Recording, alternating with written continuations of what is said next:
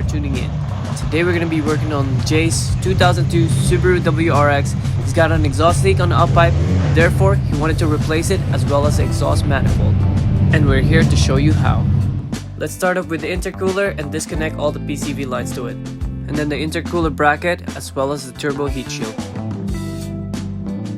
Now let's disconnect the turbo from the downpipe, remove all three hardwares from the top, and after that, go underneath the vehicle and there's two more on the bottom.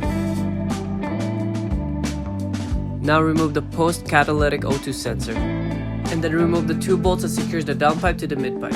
Once the downpipe has been removed, we had access to the turbo as well as the uppipe hardware. Remove all those hardware and then disconnect your front O2 sensor as well as your exhaust gas temp sensor. Now let's remove this engine undercover. From there, we're going to remove all the exhaust heat shields in order to get access to the exhaust manifold hardwares. After that, we should be able to remove the exhaust manifold hardwares, and then same thing on the other side, remove the heat shield and then the exhaust manifold hardware. Now we're disconnecting the exhaust up pipe from the exhaust manifold.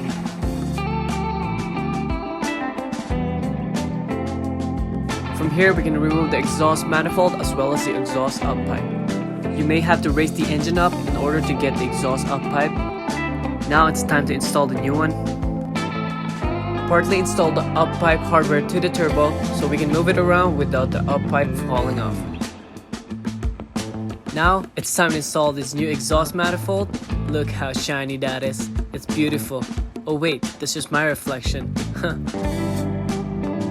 Alright, all jokes aside. From here, we can route our O2 sensor connector as well as the exhaust gas temp sensor connector to the upper area of the engine bay and then complete securing our exhaust manifold as well as our exhaust up pipe together.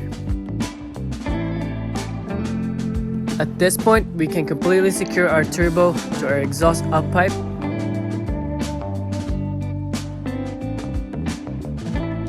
Now it's time to reinstall our exhaust downpipe. Make sure to use new gasket to prevent any exhaust gas leak. Same goes for the back end of it. Replace your exhaust donut gasket and then reinstall your post-catalytic O2 sensor.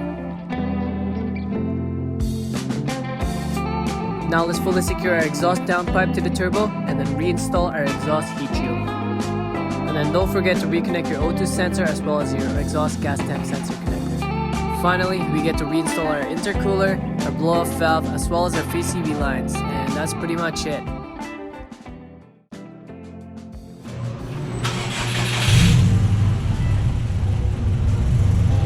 Finally, we have completely eliminated that exhaust gas leak. Therefore, this car should be able to build Goose no problem. Once again, thank you guys so much for watching. Hit that like button, hit that subscribe button, and feel free to share it.